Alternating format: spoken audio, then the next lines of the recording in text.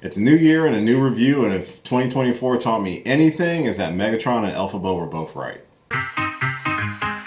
Ladies and gentlemen.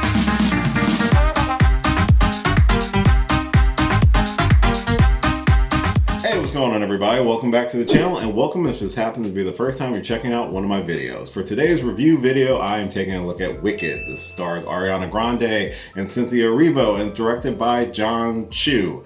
This is, of course, the story of Glinda and Elphaba before they become their iconic The Good Witch and the Wicked Witch of the West and the classic Wizard of Oz movie. This shows how both Elphaba and Glinda were both actually friends long ago before their destinies and paths diverged. I watched this New Year's Day actually with some friends at their house, and I was not expecting my own personal emotional response to the movie and not the emotion that you actually think, but hands down, this is a fantastic movie.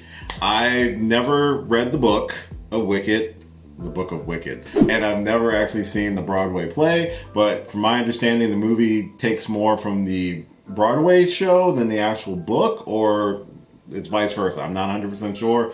Just let me know in the comments. If you know, you know. This is a fantastic movie, and I'm going to tell you why, and then I'll tell you about my emotional response. So the movie is focused on the story of Elphaba, who is a green-skinned young woman who goes through a hell of a journey and an assload of hardships in the world of Oz, and she ends up going to a magic school where she encounters Glinda, a young aspiring witch who, let's just say, life was handed to her on a silver platter. The story follows their initial tension, their rivalry, their eventual friendship, and their eventual parting ways from each other. Cynthia Erivo, who portrays Elphaba, is amazing in this movie. Her performance is incredibly powerful. I was immediately sucked into Elphaba with everything that she went throughout the movie. At least for me, a really good movie is something that if you go in there blind, because I went in there completely blind, immediately sucks you in, not even just with the amazing soundtrack of the movie, but just the fact of this character and what she's gone through and how it doesn't completely define who she is. And the entire movie's journey with her coming to realization of what she really wants and what's important to her, despite everything else around her, is amazing. It's a great performance in the movie. Ariana Grande, I'm going to be honest with you, I only know her from her musical side. I didn't know she was a great actress. She honestly did a really good job. She ate that role up as Glinda. She portrayed Glinda as someone who is likable to a certain extent, but there are elements and qualities of her as a person that, for myself personally, are like grating to my nerves. She has a heart. Is it in a good place? Not for the first half of the movie. Eventually, I think she gets there, but of course, there are things that are fundamentally different based on a person's upbringing, based on what sort of hardships or challenges in life that they go through. And I think you see that really well between Elphaba and Glinda. Glinda's had a lot of stuff handed to her. She's had almost like a perfect life until she gets to the school where she's kind of knocked down certain elements a peg or two, while Elphaba, who took the abuse from her father, the judging that society has on her just based off of how she looks, initially knows what she wants or hopes for, but she also knows, because of the world and the system and the situation, she's kind of stuck in a certain gear until she begins to get the strength to shift that gear and challenge society for all of the injustices, not only to herself, but to the other marginalized people within Oz. Besides the fact the soundtrack is amazing, and apparently Defy Gravity is now part of my workout list, so awesome job, movie. The characters, albeit a lot of them I wanted to punch in the face, are strong characters. It just all worked really well within the movie. I talked about at the beginning about having an emotional response. While yes, the final act of the movie, that performance of Defy Gravity, honestly it brought a tear to my eye.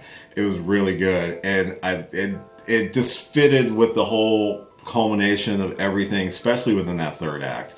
The real emotional response was unadulterated rage, and this is just from a standpoint of like I said, the movie did a wonderful job for someone who does not have the background of seeing the play or reading the book and just going solely on what the movie's presenting to me.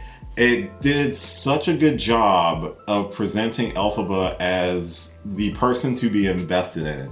Knowing what ends up happening with the Wizard of Oz, which we'll get to how this movie and the story recontextualizes that entire movie for me. Being completely sold on her as a person, as a character, and how she has handled such unadulterated hardships, unfettered abuse throughout her life without seeing it all on camera. That stuff, and to be honest, some of the microaggressions from Glinda, someone who's super well off, feeling like they have to be the savior for the downtrodden, or like, no, that shit. So whew, I'm glad we watched it at a friend's house. I apologize to my two friends and my husband for my responses during the movie, because I'm not that type of person during a movie to be like, oh man, you know, I don't talk a lot during a movie. But this movie had me, like, when she was going through it, and I mean going through it in that movie, especially when they got to the nightclub under the cove scene bullshit. Oh, I was like gripping the sofa. I'm like, if this turned into Carrie 3, I'm all for it. Let them all burn, girl. You have my unadulterated permission to burn them mother to the ground. Do it. That was the feeling that I got from watching the movie. Not saying that in a bad sense, it's the fact that the movie was so damn good, it invoked the urges of the dark side, if I have to compare it to Star Wars. It's like, I felt like Palpatine for like 2 seconds. Just use your aggressive feelings. Let the hate flow through you. It's a sign of a great movie, but I still enjoyed the performances. I enjoyed the songs. Some of them are a little long, but that's fine. Even Jeff Goldblum as the wizard he was great. He was just Jeff Goldblum, which is fine, but I love the costume design. I love the design of the Emerald City. Even Michelle Yeoh's character had me going for a good portion of it. Again, there's a point in the movie where I'm like, oh, this doesn't seem good. And that's why I knew, I was like, oh, this is where this is going. Okay.